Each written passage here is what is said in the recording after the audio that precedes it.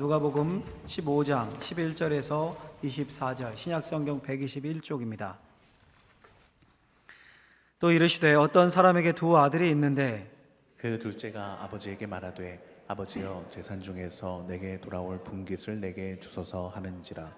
아버지가 그 살림을 각각 나눠 주었더니 그 후 며칠이 안 되어 둘째 아들이 재물을 다 모아가지고 먼 나라에 가 거기서 허랑방탕하여 그 재산을 낭비하더니 다 없앤 후에 그 나라에 크게 흉년이 들어 그가 비로소 궁핍한지라. 가서 그 나라 백성 중 한 사람에게 붙어 사니 그가 그를 들러 보내어 돼지를 치게 하였는데 그가 돼지 먹는 쥐염 열매로 배를 채우고자 하되 주는 자가 없는지라. 이에 스스로 돌이켜 이르되 내 아버지에게는 양식이 풍족한 품꾼이 얼마나 많은가. 나는 여기서 주려 죽는구나.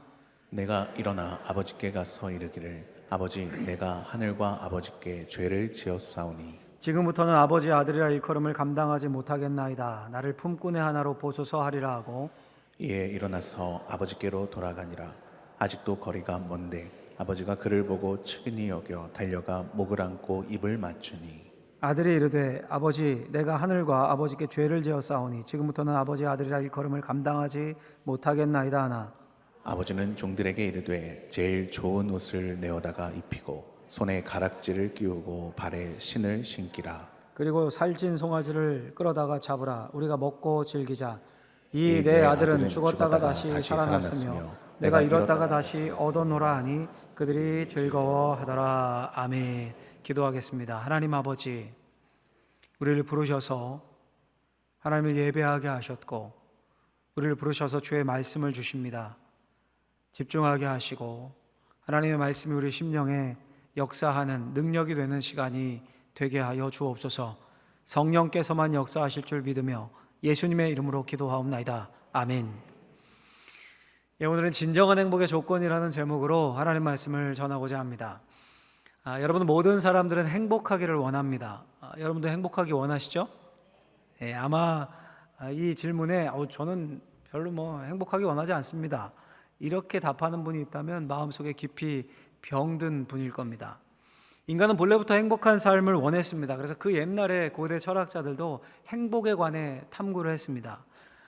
생각해보면, 가만 생각하면 우리 사회의 모든 문제도 이 행복과 관련되는 듯 싶습니다. 비근한 예로 요즘 그 한국 사회의 큰 문제 중 하나로 대두되는 게 출산율 저하죠. 출산율이 바닥입니다. 2020년 0.78명. 그러니까 부부가 결혼하면 한 명도 채 낳지 않는 거죠. 학교가 줄고 있고 유치원 이런 것들이 문을 닫고 있고. 여러분, 왜 아이를 낳지 않을까요? 제가 생각하기엔 행복하지 않기 때문입니다. 내가 행복하지 않다고 느끼는데, 오히려 살기 힘들고 이 경쟁 사회에서 너무 불행하고 지친다고 느끼는데, 이런 상황에서 아이를 낳아봐야 그 아이도 행복하지 않을 텐데 아이를 낳겠습니까? 제가 집에서 교회까지 걸어올 때가 많은데요, 걸어올 때 걸어다니면 사람들이 보이지 않습니까? 운전을 하고 갈 때는 안 보이던 길거리에 사람들 얼굴을 볼 수가 있죠. 사람들 얼굴을 보면 대부분 무표정입니다. 무표정을 넘어서 얼굴이 어두운 분들도 제법 많이 봅니다. 화난 표정도 있고요. 근데 반면에 학교 앞을 지나다가 애들이 가는 걸 보면 얼굴이 밝아요. 깔깔깔깔깔 대고. 근데 어른들은 온갖 근심이 다 담긴 얼굴입니다. 다들 행복하길 원할 텐데 그 얼굴만 봐도 좀 행복과는 먼 삶을 살고 있구나, 이런 생각을 하곤 합니다.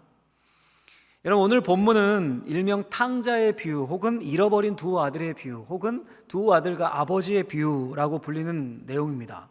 예수님이 뭔가를 전달하시고 가르쳐 주실 때, 진리를 말씀하실 때 비유로 주로 말씀하신 경우가 많았는데, 예수님의 비유 중에 가장 유명한 비유로 꼽힙니다.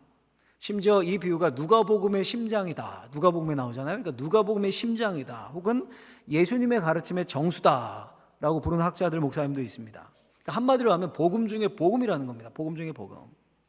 시작이 어떻습니까? 옛날 어떤 부잣집에 두 아들이 있었습니다. 근데 둘째가 아버지에게 말합니다. 이렇게 말해요. 그 둘째가 아버지에게 말하되 아버지여 재산 중에서 내게 돌아올 분깃을 내게 주소서 하는지라. 아버지가 그 살림을 각각 나눠주었더니 그 후 며칠이 안 되어 둘째 아들이 재물을 다 모아가지고 먼 나라에 가 거기서 허랑방탕하여 그 재산을 낭비하더니. 둘째가 유산을 미리 달라고 해서 돈을 다 모아서 아버지를 떠납니다. 뭘 찾아 떠난 걸까요, 여러분? 행복을 찾아 떠났을 겁니다. 아버지가 아니라 돈이 많으면 그 돈을 내 마음대로 하면, 내 마음대로 쓰면 행복하지 않을까? 이 생각에 아버지의 재산 다 땡겨서 미리 떠난 거예요. 돈이면 행복하다고 생각했습니다.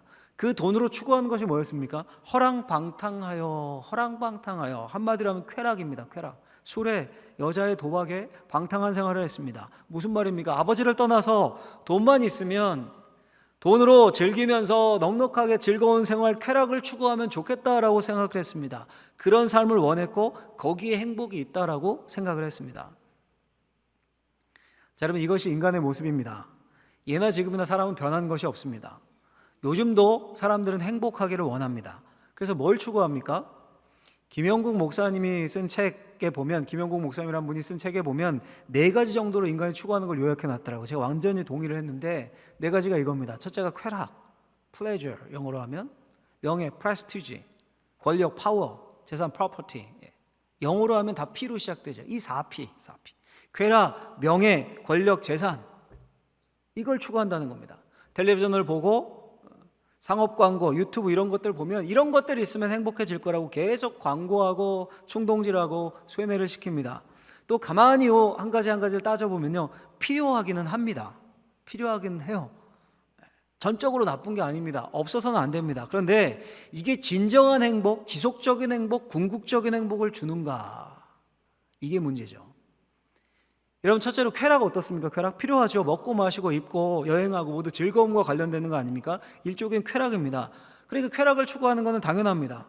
먹는 즐거움에 사는 사람들 많지 않습니까? 하루만 굶어보세요, 여러분. 사는 낙이 없어집니다. 근데 여러분, 쾌락을 마음껏 누린다고 진정한 행복을 얻을 수 있을까요? 쾌락이 필요하지만, 즐거움이 필요하지만 궁극적인 행복을 주지는 못합니다. 왜냐하면 그 즐거움, 쾌락은 점점 더 자극적인 쾌락, 점점 더 큰 쾌락을 추구하게 되어 있습니다. 성적인 쾌락 어떻습니까? 과도하게 추구하면 오히려 자신을 파괴하죠. 그 성적인 쾌락을 추구하다 불륜을 저지르고 유흥업소를 가고 남까지 파괴하게 됩니다. 오늘 본문의 탕자가 딱 그 꼴이었죠. 허랑방탕했습니다. 허랑방탕. 쾌락을 극도로 추구했습니다. 그 결국은 뭡니까? 14절에 보면 그가 비로소 궁핍한지라. 남은 것은 궁핍한 뿐이었습니다. 몸과 마음도 망가졌다라는 거예요. 그 쾌락의 극단적인 추구가 마약이죠, 마약. 요즘도 유명 연예인과 재벌까지 마약 사건에 연루돼서 수사를 받는다 이런 기사가 계속 뜨던데요.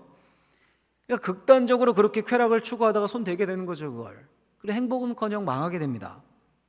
이런 분명히 쾌락이 나쁜 게 아니에요. 어느 정도의 쾌락, 즐거움은 필요합니다. 우리에게 웃음과 재미와 편리함을 줍니다. 그러나 쾌락이 우리를 궁극적인 행복, 지속적인 행복으로 우리를 이끌 수는 없습니다. 두 번째, 명예는 어떨까요? 명예. 어떤 분들은 난 정치인도 아니고 연예인도 아니고 유명인사도 아닌데 무슨 명예를 추구합니까? 이렇게 생각할 수도 있는데, 근데 명예는요, 자기의 이름값을 하는 겁니다. 다른 말로 표현하면 인정받는 거예요. 인정. 그게 명예 아닙니까? 인정받는 거. 그 사람 우리 회사에 꼭 필요하지. 그 성도님 우리 교회에 꼭 필요하지. 감사패주고 인정이잖아요, 이런 거. 이런 평가를 받으면 좋죠. 이 명예예요. 싫으십니까? 표정 보니까 욕먹고 살고 싶으십니까? 좋죠. 이런 평가 인정받으면 다 행복해합니다. 근데 여러분, 이런 명예를 얻는다고 진짜 참된 행복을, 지속적인 행복을 누릴 수 있을까요? 물론 약간의 도움은 되겠지만 사람의 평가는 언제나 불완전합니다. 그리고 그 평가는 늘 바뀌어요. 금방 곤두박질 치기도 합니다. 근데 명예도 참된 행복을 주지는 못합니다. 셋째로 권력은 어떻습니까? 권력? 목사님 난 정치인도 아닌데 무슨 권력이 필요합니까? 이렇게 생각할 수 있는데, 권력은요, 다른 사람들에게 조정되지 않을 수 있을 정도의 힘입니다. 이 권력이에요. 다른 사람에게 조정받지 않을 정도의 힘. 여러분, 왜 회사에 들어가면 승진하기를 원합니까? 말단사원으로 막내로 10년, 20년, 30년 근데 좋아하는 사람 있습니까? 없죠.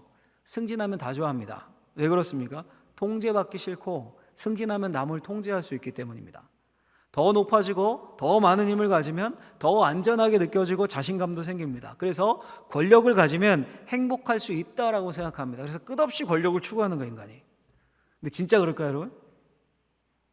진짜 권력을 많이 가진 사람들, 독재자들, 권력자들은 더 불안함을 느낍니다. 북한의 김정은, 러시아의 푸틴 한번 보십시오. 최고 권력자잖아요. 늘 암살을 두려워하고 숨어 다니지 않습니까? 그래서 권력자일수록 인격에 심각한 결함이 있는 경우가 적지 않습니다. 이 권력도 참된 행복을, 궁극적인 행복을 주지 못하는 겁니다. 넷째, 제일 중요하죠. 재산. 돈 어떻습니까, 여러분? 이 자본주의 사회에서는 뭐니 해도 머니가 최고, 돈이 최고잖아요. 재산이 있으면요, 쾌락도, 명예도, 권력도 얻을 수 있습니다. 오늘 본문의 둘째도 그러지 않았습니까? 먼저 재산을 챙겼어요, 재산을. 아버지, 재산 중에서 내게 돌아올 분깃을 내게 주소서. 그 재산으로 자신도 모르는 먼 나라, 자신을 모르는 먼 나라에 가서 쾌락을 샀습니다. 이런 오늘날의 이 돈이, 재산이 강력한 신이 되었죠. 아파트 평수가 몇 평이고 얼마나 비싼 차를 타고 값비싼 명품을 들면 그 사람 멋지다, 멋진 사람. 그러면 행복을 얻을 수 있다고 생각합니다. 광고도 온통 그런 광고입니다. 물론 여러분, 돈, 재산 필요합니다. 찢어지게 가난하면 자유가 없어집니다. 먹고 살 걱정에 아무것도 못합니다. 당장 뭐 돈 없으면 먹을 수도 없고 입을 수도 없고 차 운전해서 교회 올 수도 없잖아요. 기름 넣어야 되는데. 버스도 돈 있어야 타죠. 그러니까 시쳇말로 움직이면 다 돈이에요. 맞습니다. 필요합니다. 그런데 돈이 사람에게 편리를 주기는 하지만 돈이 참된 행복을 보장하지는 못합니다. 돈이 많아요. 백만장자입니다. 근데 건강 잃고 쓰러져 요양병원에 누워있다. 행복하겠습니까? 자녀가 마약에 중독되어서 구치소에 있다. 돈은 많아요. 행복하겠습니까? 돈은 있어요. 근데 가정이 깨져서 이혼 직전이다. 갑자기 우울증이 와서 밤에 잠을 못 잔다. 행복할까요? 그러니까 여러분, 사실 돈으로 다 살 수 있을 것 같지만요, 진짜 중요한 것은 하나도 못 삽니다. 사랑도, 자녀도, 건강도, 심지어 단잠도, 잠 잘 자는 것도 돈으로 못 삽니다. 제가 아주 오래전 기사, 이런 기사를 본 기억이 납니다. 주간 동화였던 것으로 기억을 하는데요, 이런 제목이었습니다. 재벌가 유독 많은 자살, 도대체 왜? 재벌가에서 유독 많은 자살을 한다는 겁니다. 그 기사 봤을 때 현대가에서도 2명이나 자살을 했었고, 오래전에 삼성의 이건희 회장님의 막내딸이 미국에서 자살한 사건이 큰 기사가 된 적도 있죠. 돈이 진정한 행복을 준다면 있을 수 없는 일이죠. 놀라운 사실은요, 사람들의 반응입니다. 스스로 목숨을 끊는다, 자살을 한다. 이건 여러분 상상할 수도 없는 엄청난 고통과 아픔 속에 저 윗바닥까지 간 거지 않습니까? 한계, 자신이 버틸 수 있는 한계 끝에서 내린 결정이죠. 죽음을 스스로 선택한다. 근데 재벌들 혹은 유명 연예인들, 돈 많은 사람들이 그렇게 자살했다 비극적인 소식을 들으면 사람들이 진짜 안타까워하면서 아이고 얼마나 힘들었을까, 얼마나 힘들었으면 그랬을까, 그렇게 애도합니까 여러분? 오히려 이런 반응 보입니다. 뭐가 부족한데 복에 겨웠네. 그러니까 돈이면 다 되고 돈이면 행복할 수 있다는 자본주의의 논리가 오늘날 우리 뼛속까지 박혀 있는 겁니다. 깊게. 그러니까 현대사회를 사는 우리는 이미 세뇌되어 있습니다. 이 4가지, 쾌락, 명예, 권력, 재산, 이거 있으면 행복할 거다. 그 중에 머니가 최고죠. 돈이 최고다. 눈만 뜨면 그런 소리를 듣습니다. 광고, 텔레비전, SNS, 유튜브 다 들어보십시오. 전부 다 그 이야기예요. 완전히 틀린 건 아니에요, 여러분. 맞다니까 일면은 맞아요. 그런 것이 약간의 행복감을 줄 수 있습니다. 우리 인생에 윤활유를 주고 윤활유가 되고 도움을 줍니다. 즐거움, 재미, 편리함 이런 것들을 얻게 해줍니다. 그런데 우리에게 근원적인 행복을 주진 못합니다. 지속적인 행복을 주진 못합니다. 그럼 질문이 생기죠, 여러분. 어떻게 하면 근원적인 행복을 얻는가? 근원적인 행복이 되는 조건, 바탕은 무엇인가? 한 2가지 정도를 찾을 수 있습니다. 2가지 정도. 첫 번째는 뭐냐면요, 첫 번째 같이 한번 제가 정리해봤는데 읽어볼까요? 같이 한번 읽어보겠습니다. 무조건적인 사랑을 받을 때 행복해진다. 하나님은 우리에게 무조건적인 사랑을 주고 싶어 하신다. 무조건적인 사랑, 조건 없는 퍼부어지는 사랑. 여러분, 사람은 누구에겐가 무조건적인 사랑을 받으면, 조건 없는 사랑을 받으면 행복해집니다. 연애할 때 여러분들 한번 생각해 보세요. 연애할 때 표정이 너무 오래되셔서 기억이 안 나는데 이런 표정인데, 옛날 그 연애했을 때, 혹은 자녀들이나 청년들 연애하는 거 한번 보십시오. 사랑에 빠진 사람들은 표정도 다릅니다. 한참 사랑에 빠진 28 청춘 그 청년들이 막 썩을 표정하고 다니는 거 보신 적 있습니까? 좋아 죽습니다. 막 아드레날린 과다 분비해요. 얼굴에 빛이 나요. 막 피곤한 줄도 모르고 항상 싱글싱글 웃고 다니고. 왜 그렇게 행복할까요, 여러분? 왜 그렇게? 자신을 무조건적으로 사랑해주는 사람을 만났다라고 착각을 해서 그래요. 착각을. 그렇죠? 그 착각이 지속되는 동안은 행복해요. 그 연애하는 기간이죠. 그 착각이 지속되는 기간은 행복한데 세상을 다 가진 것 같고 항상 즐겁고, 근데 영원히 뜨거울 것 같았던 그 사랑도 시간이 지나면 대부분 시들해집니다. 그렇죠? 행복이 깨져요. 확. 사진 한 장 보여주면요, 사진을. 이 무슨 사진이냐면 조각상이죠. 한복 입은 어머니가 온화한 표정으로 두 자녀를 안고 있습니다. 부산 태종대에 있는 모자상입니다. 이게 부산 태종대. 꽤 오래전에 만들어졌습니다. 1976년에 만들어졌는데요. 태종대 전망대가 뭐 재건축되고 막 바뀔 거 아니에요. 그런 과정에서도 굳건하게 자리를 지키고 있는 조각상입니다. 태종대 기암절벽에 옛날에 자살바위라는 바위가 있었다고 합니다. 기암절벽의 안개가 이제 태종대 밑에가 이제 바다잖아요. 안개가 쫙 끼면, 짙게 끄면 안개가 거치고 나면 가지런히 신발만 2개 있는 거예요. 그 투신 자살한 사람이 그렇게 많았다는 거예요. 그래서 자살바위라는 별명이 붙은, 오죽하면 자살바위겠습니까? 붙여놓은 거죠. 하도 자살한 사람이 많으니까 거기서. 그래서 부산시에서 세상에서 가장 큰 힘은 모성애다. 모성애. 모성애를 조각에 담으면 비가 오나 눈이 오나 통한다. 이 조언을 누가 해서 그걸 받아들여서 당시 부산시장님이 홍익대 교수님, 조각가에게 의뢰해서 저 모자상을 세웠다고 해요. 그리고 실제로 놀랍게도 자살자 수가 반 이상 줄었다고 합니다. 그 이후에. 그러니까 계속 세워두는 거죠. 계속. 여러분, 모성애 어때요? 여러분, 모성애? 이 세상에서 가장 무조건적인 사랑에 가까운 사랑입니다.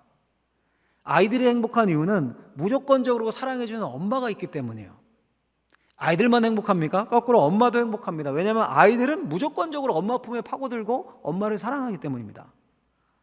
그 모성애의 무조건적인 사랑을 기억하기 때문에 어쩌면 자살까지 생각한 인생 끝자락에 자살바위까지 갔다가 저 조각상을 보면서 발길을 돌리는 겁니다. 그게 무슨 말입니까? 모든 인간의 마음속에는 이 무조건적인 사랑에 대한 깊은 갈망이 있는 겁니다. 근데 안타까운 사실은 뭡니까? 누구나 이 무조건적인 어머니의 사랑을 받고 경험합니까? 그게 아니잖아요. 그게 아니지 않습니까? 우리 엄마의 부재, 엄마의 학대, 이로 인해 깊은 상처를 받은 사람들도 있습니다. 요즘은 많습니다. 깨어진 가정이 하도 많아서요. 얼마나 자주 기사화되는지 모르죠. 아동학대 뭐 이런 거. 대부분 모르는 사람이 아동학대 합니까? 여러분? 친부모가 그런 짓 하는 겁니다. 친부모가. 그러니 저런 모자상을 보고도 떠올릴 엄마도 없고 오히려 부모에 대한 증오만 가득한 사람들도 많습니다. 그러니까 우리는 부모조차도 무조건적인 사랑을 제대로 해주지 못하는 세상 속에 살고 있는 겁니다. 여러분, 오늘 본문이 말하는 바가 바로 이 무조건적인 사랑입니다. 예수님은 우리 시대뿐이 아니잖아요. 2000년 전의 분이지 않습니까? 2000년 전. 이 이야기를 예수님이 처음 했을 때 사람들이 듣고 있었을 거 아니에요. 이렇게 듣고 있었어요. 듣는 사람들은 경악에 빠질 정도로 충격에 빠졌습니다. 왜냐하면 둘째 아들이 아버지에게 와서 뭐라고 합니까? 아버지, 재산 중에서 내 몫의 유산을 먼저 주십시오. 좀 땡겨 주십시오. 이게 여러분 오늘날 우리가 듣기에는 뭐 그럴 수도 있지. 사업하고 하려다 보면 오늘날 우리 사회에서는 이해가 되는데 2000년 전 유대 사회에서는 이게 있을 수 없는 불가능한 요구였습니다. 불가능한 요구. 당시 장남이 아버지 재산의 3분의 1을 가졌거든요. 둘째의 몫은 3분의 1이었습니다. 그러니까 첫째가 다른 자녀들보다 2배를 받게 돼 있습니다. 옛날 우리나라 생각하시면 돼요. 옛날에 우리나라도 장남에게 많이 줬잖아요. 모든 걸. 그렇죠? 요즘은 뭐 그렇지 않지만 그거 유사합니다. 그런데 이런 재산 분배가 언제나 가능하냐 하면 아버지가 죽었을 때만 가능했습니다. 죽었을 때만. 이게 그 당시 관습이었습니다. 베일리라는 유명한 비유 연구학자가요. 비유를 연구하기 위해서, 예수님의 비유를 연구하기 위해서 15년 이상 실제 중동 지역에 가서 산 거예요. 거기가 테두리고 문화적 배경이니까 이 비유를 하신, 실제 가서 산 겁니다. 만나는 사람마다 이 질문을 한 겁니다. 이 둘째 아들과 같은, 이 성경에서 나오는 이 둘째 아들과 같은 요구를 지금 이 중동 지방 사는 여러분들 이런 요구를 한다면 어떻게 하겠습니까? 라고 물은 겁니다. 수백 명에게 물었습니다. 수백 명에게. 돌아온 대답은 한결같이 뭐였냐면 그 있을 수 없는 일이다 그거. 한 번도 본 적도 없고 그건 아버지가 죽기를 바란다는 의미다. 그렇게 대답을 했다고 해요. 지금도 그러니까 2000년 전에는 이거 뭐 말할 것도 없죠. 그러니까 둘째 아들의 욕은 뭡니까? 아버지가 죽었으면 좋겠다는 거예요. 아버지의 소유물은 필요하지만 아버지는 필요 없다는 겁니다. 패역한 자식이죠. 아버지 필요 없고 아버지 재산만 필요해요. 그러면 아버지가 어떻게 반응해야 합니까? 그 문화 속에서 호통치고 거절을 해야죠. 아버지와의 관계 끊고 재산만 달라는데 매도 아깝죠. 가만둡니까? 근데 아버지가 호통은커녕 오늘 본문에 보면 아들의 요구를 들어줍니다. 12절에 보면 이렇게 되어 있습니다. 아들의 요청에 아버지가 그 살림을 각각 나눠주었더니 라고 되어 있어요. 살림이란 말이 나와요. 재산을 나눠줬다는 겁니다. 근데 이 살림에 해당하는 원어 헬라어를 보면 원어가 비오스라고 되어 있어요. 비오스.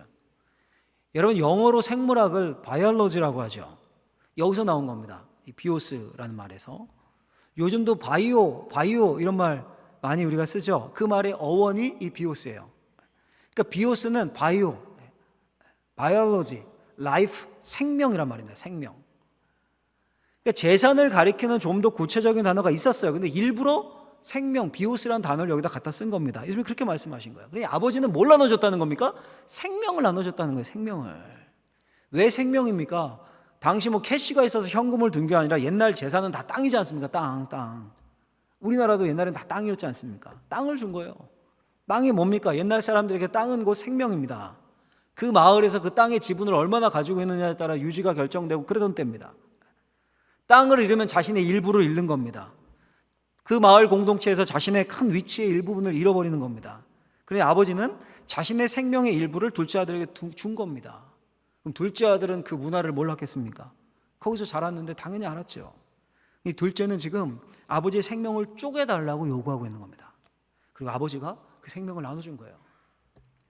근데 그 재산을, 그 생명을 쾌락에 미쳐서 허랑방탕 다 써버립니다. 사업해서 명예 얻겠다고, 권력 얻겠다고, 그리고 돌아다니다가 다 없앱니다. 결국은 일용직 돼지치기로 전락합니다. 그 꼴에서 나중에서야 내가 있을 곳은 이곳이 아니구나. 아버지께로 돌아와요. 우리 20절 말씀 오늘 한 절만 한번 읽어볼까요? 오늘 요절인데 같이 한번 읽어보겠습니다. 시작. 이에 일어나서 아버지께로 돌아가니라. 아직도 거리가 먼데 아버지가 그를 보고 측은히 여겨 달려가 목을 안고 입을 맞추니. 아멘. 자, 여러분 그렇게 망해서 돌아온 허랑방탕에서 돼지치기 하다가 돌아온 아들을 제일 먼저 발견한 게 지금 누굽니까? 종들이 발견합니까? 아니면 동네 사람들이 발견합니까? 아버지가 먼저 발견해요. 말끔히 나갔을 때와는 달리요. 머리는 풀어헤쳐 산발을 하고 거짓골을 하고 오는데 그걸 아직도 거리가 먼데 이렇게 되어 있죠. 아직도 거리가 먼데 그걸 알아봐요. 발견합니다. 도대체 언제부터 기다렸을까요? 아버지가 2000년 전에 전화하고 카톡 보내고 오진 않았을 거 아니에요. 미리 기별한 거 아닐 테고요. 그냥 매일 나와서 기다렸던 겁니다. 매일매일 동구밭 멀리 바라보며 발견하자마자 냈다 달립니다. 여러분 조선시대에 우리 지역 유지 양반이 뛰는 거 안 되잖아요. 뛰지 않죠. 뛰면 채통이 깎입니다. 2000년 전에 이 아버지가 뛰어요. 지역의 유지가. 돼지는 유대인들에게는 부정한 동물입니다. 지금도 그렇습니다. 근데 그 돼지 냄새 풀풀 나는 아들을 덥석 안고 입을 맞춥니다. 아들이 말해요. 잘못했습니다. 저를 이제 아들이 아니라 종으로 여겨주시길. 말이 끝날 틈도 없이 종들 다 나와. 종들을 불러서 명령합니다. 제일 좋은 옷을 내어다가 입히고 손에 가락지를 끼우고 발에 신을 신기라. 그리고 살찐 송아지를 끌어다가 잡으라. 우리가 먹고 즐기다. 이 내 아들은 죽었다가 다시 살아났으며 내가 잃었다가 다시 얻었노라. 아버지가 무슨 말 하는 겁니까, 여러분? 그 집에서 가장 좋은 옷이 누구 옷이겠습니까? 아버지 옷이겠죠. 그 아버지의 옷으로 허랑방탕했던 그 탕자의 벌거벗은 궁핍함 더러움을 덮겠다는 겁니다. 가락지를 끼워서 신분을 상징해요. 아들의 신분을 회복시키겠다는 겁니다. 살찐 송아지를 잡아서 그걸 모든 사람들을 불러서 잔치하면서 그걸 사람들에게, 동네 사람들에게 공포하겠다는 겁니다. 고기 아무 때나 먹을 때가 아니지 않습니까? 이 옛날에는 마을 잔치 때나 먹는 겁니다. 게다가 살찐 송아지는 고기 중에서 최고급 고기예요. 온 동네 잔치를 벌입니다. 모든 수치를 자신이 감당하고 이 허랑방탕한 아들을 다시 내 아들이다 회복하겠다. 공공연한 공포를 하겠다는 겁니다. 아들이 한 일이 있습니까, 여러분? 무조건적인 사랑이에요. 무조건적인 사랑. 여러분, 왜 이 비유가 복음 중에 복음, 예수님의 가르침의 정수인지 아시겠죠, 여러분? 성경에 따르면 하나님은 사랑이십니다. 하나님이 우리에게 주고 싶으신 것이 바로 이 무조건적인 사랑입니다. 집 나간 아들처럼 쾌락, 명예, 권력, 돈에서 행복을 찾겠다고 하나님 없다, 아버지를 떠나 헤매고 있는 사람들에게 너희들 아무리 그래봐야 거기서 진정한 행복을 얻을 수 없고, 진정한 행복은 나를 알고 하나님을 알고 하나님께 돌아올 때 하나님의 무조건적인 사랑을 만날 때만 누릴 수 있다, 이렇게 말씀하고 있는 겁니다. 자기 배 아파 난 아이를 무조건적으로 사랑하는 엄마처럼 인간을 만드신 하나님께서 우리를 무조건적으로 사랑하신다는 거예요. 돌아오기만 하면, 아버지 품으로 다시 파고들기만 하면 아무 조건 없이 안아주시고 비루한 우리 인생을 품어주시고 위로해 주십니다. 하나님이 우리를, 여러분들을, 또 오늘 처음 오신 분들을 이곳으로 부르신 겁니다. 뭘 원하고 뭐 갈취하고 뭐 교회에다 뭐 해 바치고 이러라고 부르신 게 아닙니다. 그냥 여러분들을 사랑하셔서 부르셨어요. 사랑하셔서. 세상에서 찾을 수 없는 무조건적인 사랑을 한번 너 알아봐라, 내가 널 글로 초대한다, 그렇게 부르신 거예요.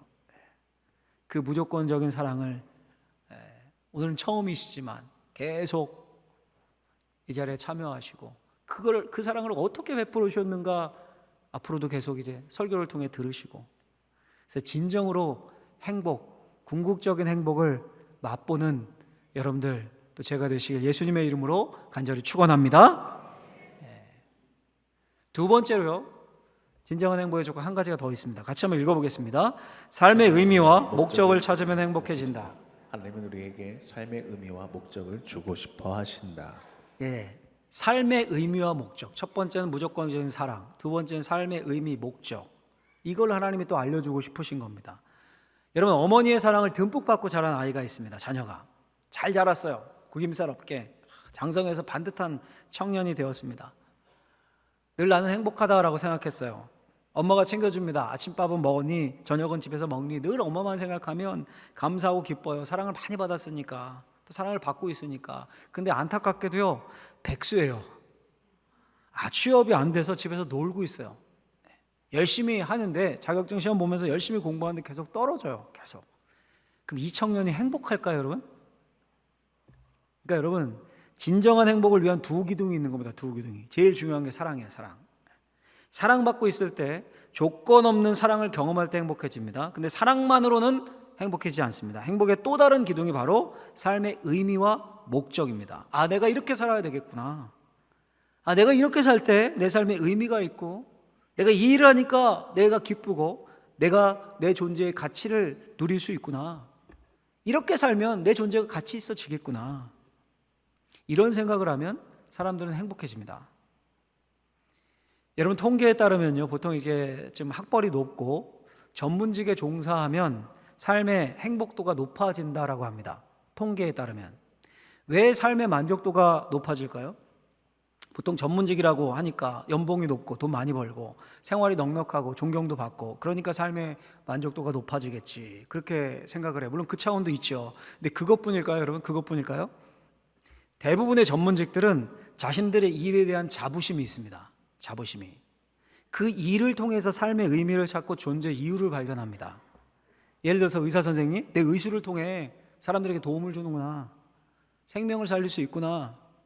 교수님들, 내가 제자들을 양성해서 이 사회를 조금 더 낫게 만들 수 있겠구나. 우리 CEO들, 사장님들, 내가 경영 잘해서 많은 직원들의 삶을 더 넉넉하게 해줄 수 있으면 좋겠다. 그러니까 하는 일 자체가, 하는 일들이, 직업 자체가 삶의 의미를 주고 뭔가 더 나은 세상을 위해서 내가 할 일이 있다, 내가 의미 있는 존재구나, 가치와 삶의 목적을 갖게 합니다. 그러니 행복지수가 높아지는 거예요. 행복지수가. 여러분, 우리 11월이잖아요. 벌써 11월인데요. 11월은 우리 민족에게 있어서 아픈 기억이 있는 달입니다. 11월 17일에 을사늑약이라고요, 일본 제국이 우리나라 외교권을 강제로 박탈한 날입니다. 우리 역사 시간에 배웠죠. 을사늑약, 을사조약이라고 돼 있죠. 옛날에 군대를 동원해서 강제로 도장 찍게 하고 체결을 했습니다. 그러니까 본격적인 내정 간섭의 시작입니다. 근데 그때 그 을사늑약에 반대해서 자신의 목숨을 바친 사람들이 있었습니다. 그 중에 홍만식 선생님이라는 분이 있었는데 대한제국의 고위 관직 출신이었습니다. 을사늑약이라는 그 소식을 듣고 의관을 딱 차려입고요, 부친 묘소로 가서 사별 인사한 후에 통분한 마음을 금할 길이 없다라는 말을 남기고 자결을 택했습니다. 죽었어요. 독립운동 중에 고위공직자 중에 순국한 사람으로 가장 빨리 순국한 분이었다라고 전해집니다. 이런 순국지사로 인해서 그 후에 당연히 독립운동의 불꽃이 막 타오른 거죠. 활발.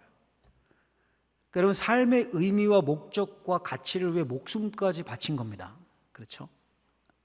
독립운동뿐입니까? 공산주의와 싸워서 목숨을 바치고, 또 민주화를 위해서 목숨을 바치고, 다 자신의 삶을 의미 있는 일에 바친다라고 생각했기 때문에 기꺼이 싸우고 목숨까지 건 겁니다.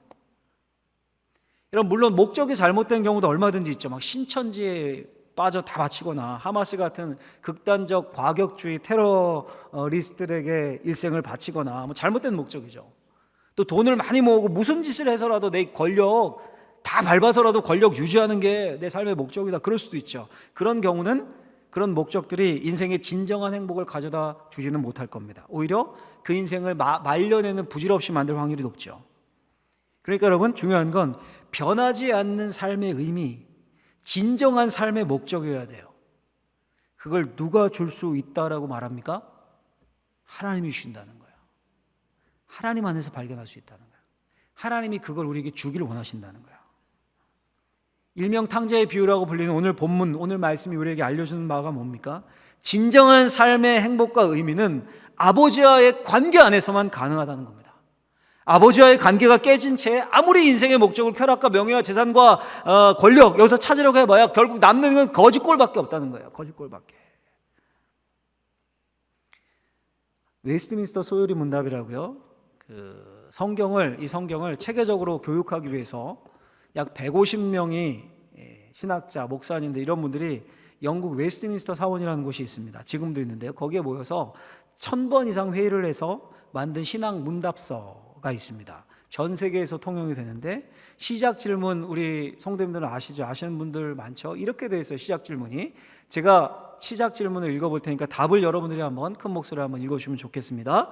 사람의 제일 되는 목적이 무엇입니까? 사람의 제일 되는 목적은 하나님께 영광을 돌리고 그를 영원토록 즐거워하는 것입니다. 아멘. 여러분, 성경을 제대로 해석하고 가르치기 위해서 150명이 넘는 학자, 목사님들, 목회자들, 신학자들이 모여서 1000번 이상 논의하고 신앙 고백서를 만들고 요리문답을 만들었는데, 신앙 교육서를 만들었는데 첫 번째 질문이 뭐라고요? 사람의 제일 되는 목적이 뭡니까? 왜 첫 질문이 사람의 제일 되는 목적으로 시작할까요? 삶의 목적과 의미를 알아야 진정한 행복을 누릴 수 있기 때문입니다. 그 삶의 의미와 목적은 하나님께 영광을 돌리고 하나님을 영원토록 즐거워하는 것이다. 여러분, 왜 운동선수들이 국가대표가 되는 걸 그토록 명예스럽게, 영광스럽게 생각하고 좋아하고 행복해합니까? 자신을 통해 국가의 명예를 드높이는 것보다 인생에 가치 있는 일이 없다라고 생각하기 때문입니다. 누군가 로또에 당첨됐습니다. 그래서 재산 일부를 자녀들에게 남겨요. 물려줍니다. 그것과 국가대표로 금메달을 땄어요. 올림픽. 그걸 자녀에게 남겨요. 뭐가 가치 있겠습니까, 여러분? 재산입니까? 재산은 다음 때에 날려먹을지 그 다음 때에 날려먹을지 아무도 몰라요. 얼마나 갈지. 그 다음 때만 지나도 아무도 감사하지 않습니다. 그런데 금메달을 남겼다. 어떨까요? 내 자녀, 손주, 그 손주 갈수록 더 빛나게 돼요. 그거는 더 멍해롭게 여기고 더 감사하게 되고, 야, 우리 가문이 이렇구나, 이렇게요. 그렇죠? 완전 다른 거죠, 의미가. 하나님의 무조건적인 사랑을 받으면 하나님의 영광이 삶의 목적이 됩니다. 반드시 무슨 고학력자 전문직이 아니어도 식당에서 일용직으로 일해도, 주유소에서, 편의점에서 단기 아르바이트로 일해도 하나님께 영광 돌리는 삶을 살 수 있게 됩니다. 직업과 나이와 성별과 그 어떤 것에도 구애받지 않고 하나님께 영광 돌리는 삶, 하나님을 즐거워할 수 있는 삶을 살게 됩니다. 이 말은 하나님 안에서 인생의 목적과 의미가 달라진다는 말이에요. 당연히 그에 따라 뭐가 따라옵니까? 행복이라는 게 찾아오는 거예요. 행복이. 여러분, 하나님은 우리가 행복하고 가치 있게 살기를 원하십니다. 근데 우리는 우리의 행복과 가치를 그 4P에서 찾아야 될 4P에서 권력과 명예와 돈과 쾌락 이 4P에서 그리 도달을 못해요. 그림의 떡이에요. 항상 불행하다고 느껴요. 하나님 거기에 너의 진정한 행복이 있지 않다라고 말씀해 주십니다. 하나님 우리에게 무조건적인 사랑을 주고 싶어 하십니다. 하나님 우리에게 인생의 올바른 의미, 목적, 삶의 가치를 주고 싶어 하십니다. 제가 일부러 주신다라고 하지 않고 주고 싶어 하신다라고 표현했습니다. 왜 그렇습니까? 우리가 받아들이지 않으면 받을 수 없기 때문이에요. 우리가 받아들이지 않으면 받을 수 없기 때문에. 탕자가 아버지께로 돌아오기로 결단하고 돌아오지 않았으면 여전히 되지치고 있을 거예요. 2000년 동안. 그 무조건적인 사랑을 받을 수 없었습니다. 그 아버지 안에서의 진정한 삶의 의미를 누릴 수도 없었습니다. 여러분, 오늘날도 마찬가지입니다.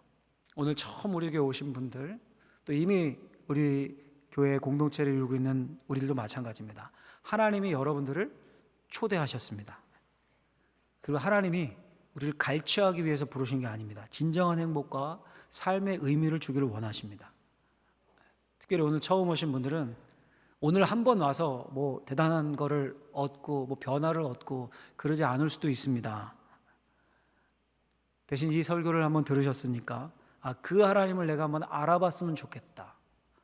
그런 마음을 좀 결심을 하셨으면 좋겠습니다.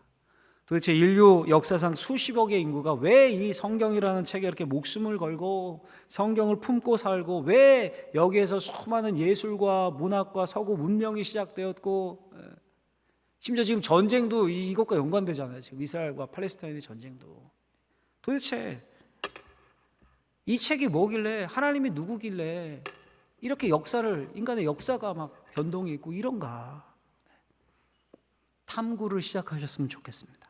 그러면 사랑의 하나님이 여러분들을 만나시고 여러분들의 무조건적인 사랑을 깨닫게 하시고 여러분들의 삶의 의미와 목적을 가치를 새롭게 하시고 여러분들을 행복한 삶으로 인도하실 것입니다. 그런 놀라운 은혜와 축복이 이곳에 있는 모든 분들에게 있기를 예수님의 이름으로 간절히 축원합니다. 축원합니다. 기도하겠습니다. 하나님 아버지 감사합니다. 우리를 부르셔서 하나님을 알게 하시고 우리를 초대하셨습니다. 하나님의 그 사랑을 받고 깨닫게 하시고 하나님 안에서 삶의 의미와 목적을 새롭게 해서 행복한 인생들 되게 하여 주옵소서. 예수님의 이름으로 기도하옵나이다. 아멘.